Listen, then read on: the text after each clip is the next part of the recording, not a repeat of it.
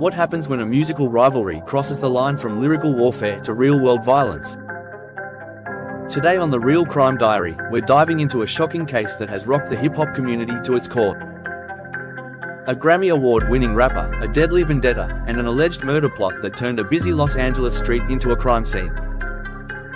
I'm Sean Dupree, and you're about to hear how a long-standing music industry feud allegedly led one of rap's biggest stars to orchestrate a hit that went terribly wrong, leaving an innocent family member dead and multiple lives forever changed.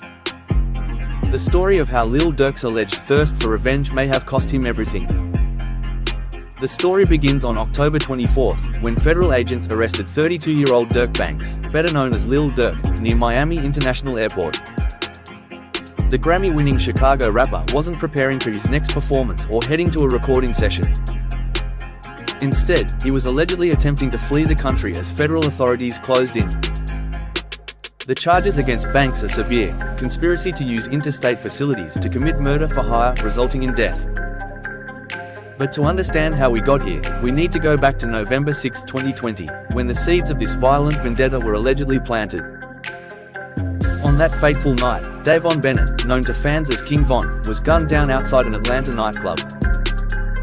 Bennett wasn't just another rapper to Banks, he was a close friend and fellow member of Only the Family, or OTF, the Chicago-based rap collective that Banks leads. The man believed responsible for Bennett's death was an associate of someone identified in court documents only as TB, and this is where our story takes its darkest turn. According to federal investigators, Banks didn't just mourn his friend's death, he wanted revenge. The prosecution alleges that he put a bounty on TB's life, transforming what began as a tragic loss into what would become a calculated murder plot. What nobody could have predicted was how this chain of events would spiral into yet another senseless loss of life, this time at a Los Angeles gas station nearly 2 years later. As summer reached its peak in Los Angeles on August 19, 2022, what unfolded near the Beverly Center Mall would shake the city to its core. For hours that day, two vehicles stalked the streets of LA, their occupants allegedly members of OTF, all with one deadly mission in mind: to carry out a hit ordered months before. The target was TB, but what happened next would claim an innocent life instead. As TB's vehicle pulled into a gas station, the silence of that August evening was shattered by gunfire. In a matter of seconds, at least 18 rounds tore through the air, riddling TB's vehicle with bullets. When the echo of gunshots finally faded, it wasn't TB who lay lifeless, but rather someone identified only as SR, a family member who had been traveling with him.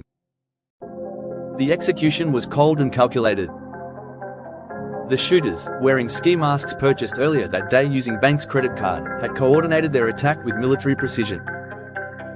They had arrived from Chicago just the day before, their flights allegedly arranged and paid for through OTF-related finances. Banks himself had arrived in California the same day, but on a private jet, accompanied by one of his alleged co-conspirators. What makes this attack particularly chilling is not just its precision, but its brazenness.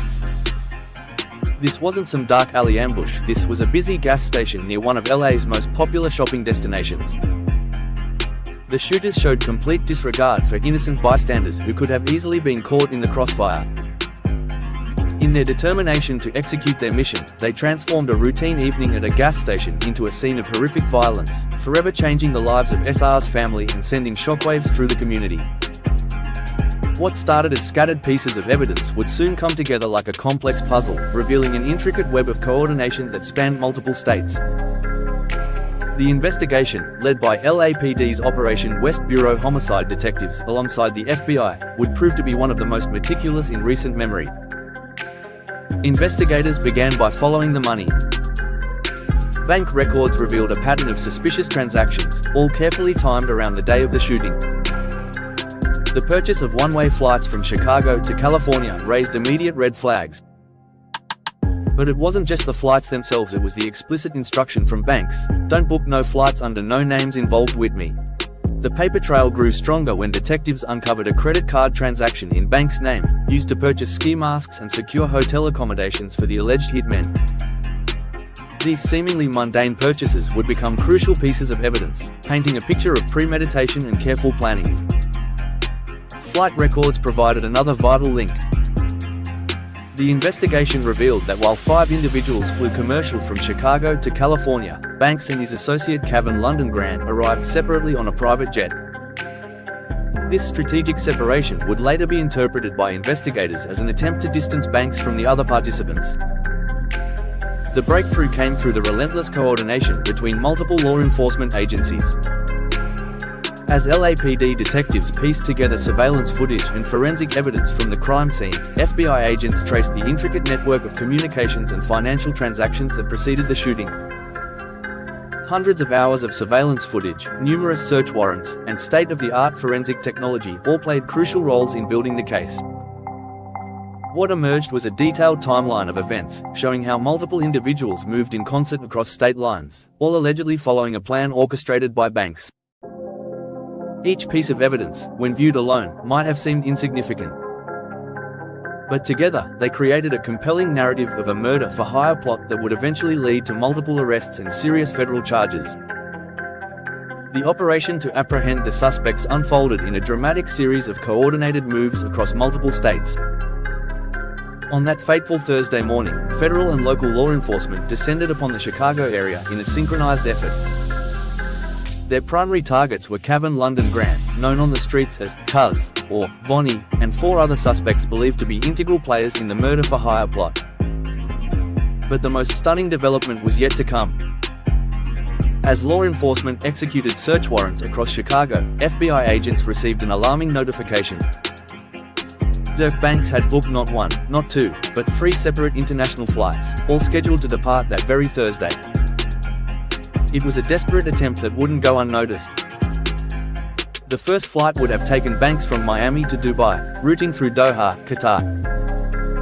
The second, a one-way ticket from Fort Lauderdale to Switzerland with a connection in New Jersey. But perhaps most telling was the third booking, a private plane scheduled for a direct flight to Italy. The significance of these destinations, particularly Dubai, didn't escape investigators, given the United Arab Emirates' lack of an extradition treaty with the United States. As Banks approached Miami International Airport, he likely believed he was moments away from escape. Instead, he found himself face to face with federal agents who had been tracking his every move. The arrest was swift and definitive, bringing to a close a chapter that had begun with a shooting in Los Angeles and ended with a thwarted attempt at international flight. Meanwhile, back in Chicago, the other suspects were being processed. Grant, Wilson, Jones, Lindsay, and Houston each now facing serious federal charges that could result in life sentences. The coordinated takedown represented months of careful planning and surveillance, culminating in a single day of action that would send shockwaves through the hip-hop community. The legal ramifications of this case are staggering, with Lil Durk and his company defendants each facing the possibility of life in federal prison if convicted. These aren't your typical state charges. We're talking about federal conspiracy charges, use of interstate facilities in a murder-for-hire plot resulting in death, and weapons violations involving machine guns. The severity cannot be overstated. According to sources close to the rapper, Durk plans to fight these charges vigorously, with intentions to enter a not guilty plea. While currently held at the Federal Detention Center in Miami, reports suggest he's maintaining his composure, described as both charming and agreeable by those who've encountered him. It's a stark contrast to the serious nature of the allegations he faces. The implications of this case extend far beyond just Durk's personal freedom. As a Grammy-nominated artist with a massive following and influence in the hip-hop industry, his arrest sends ripples through the entire music community. This case raises serious questions about the intersection of street life and mainstream success, and whether artists can truly leave their past connections behind as they rise to fame. For the hip-hop community, this serves as yet another watershed moment in the ongoing conversation about violence in the industry. With Durk being one of the most prominent figures in Chicago drill music, his arrest forces us to confront uncomfortable questions about the real-world consequences of rap beef and street rivalries, and whether the culture's acceptance of these elements contributes to a cycle of violence that continues to claim lives. This case stands as a sobering reminder of how quickly success can unravel when the streets and the studio collide. What we're witnessing isn't just another rapper facing charges, it's a stark illustration of how old feuds and street politics continue to plague the hip-hop industry, even as artists achieve mainstream success and accolades. The question we have to ask ourselves is whether this is an isolated incident or a symptom of a deeper problem within hip-hop culture. How many more talented artists will we lose, either to violence or to prison, before we acknowledge that something needs to change? When does artistic expression cross the line into real-world violence, and who bears responsibility when it does? We've seen this pattern repeat itself throughout hip-hop history, from the East Coast-West Coast rivalries of the 90s to today's drill scene beefs. But now, with social media amplifying these conflicts and the stakes seemingly higher than ever, the consequences feel more immediate and devastating.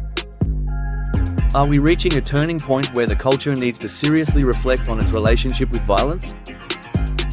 The Lil Durk case will undoubtedly continue to develop, and we'll be here to bring you the latest updates as they unfold. What do you think about this situation? Is this a watershed moment for hip-hop, or just another chapter in a story we've seen too many times before? Share your thoughts with us, and make sure you're subscribed so you don't miss any developments in this shocking case.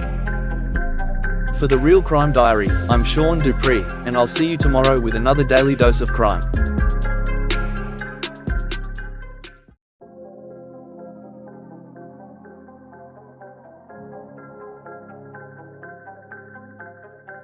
Hey listeners, welcome back to The Real Crime Diary.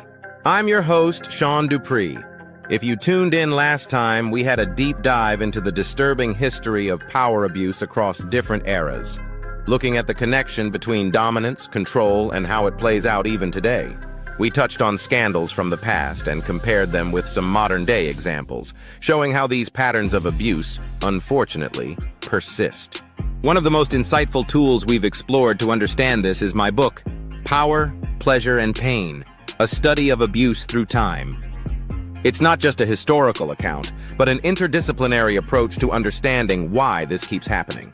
We draw from history, philosophy, and modern case studies to explain how figures like Dominique Pellico, Harvey Weinstein, and others have exploited their positions of power for their own gain, often protected by the very systems meant to stop them. Recap of last interaction. In our last live stream, we discussed how libertinism, philosophically introduced by figures like Marquis de Sade, has shaped the way power and pleasure have been entangled throughout history. This concept ties directly into how figures like Weinstein operated, as we saw parallels between de Sade's fictional characters and the way powerful men manipulated their victims in real life. You guys had some amazing comments, asking how societal structures have allowed these behaviors to go unchecked for so long. It's a crucial question, and one that the book addresses deeply. Why this book is valuable. Now, what's powerful about Power, Pleasure, and Pain is its ability to break down these historical patterns and link them to the present. You're not just reading about ancient Rome or Enlightenment philosophy, you're seeing how these ideologies are alive today. The book uncovers how sexual violence and control have been systematically woven into the fabric of societies from ancient times right up to the modern era. It's about understanding not just the individual predators, but the systems that protect them, whether it's in royal courts, religious institutions, or today's corporate and entertainment worlds. Through these historical lenses, we also explore movements like #MeToo that are beginning to dismantle these structures. The fight for justice is far from over, but as the book demonstrates, we are in the midst of a cultural shift where legal reforms are finally addressing these long-standing issues. It's more than a history lesson. It's a guide to understanding and supporting change today. What's next? If you want to dive deeper, I suggest picking up Power, Pleasure, and Pain, a study of abuse through time. It's available now, and trust me, it will change the way you think about power, pleasure, and control. We've even got some exclusive content coming up on the channel where we'll be exploring the book's case studies in even more detail, so stay tuned for that. And if you haven't yet, make sure you subscribe to The Real Crime Diary so you don't miss any updates. Let's keep this conversation going, because understanding the past is key to changing the future.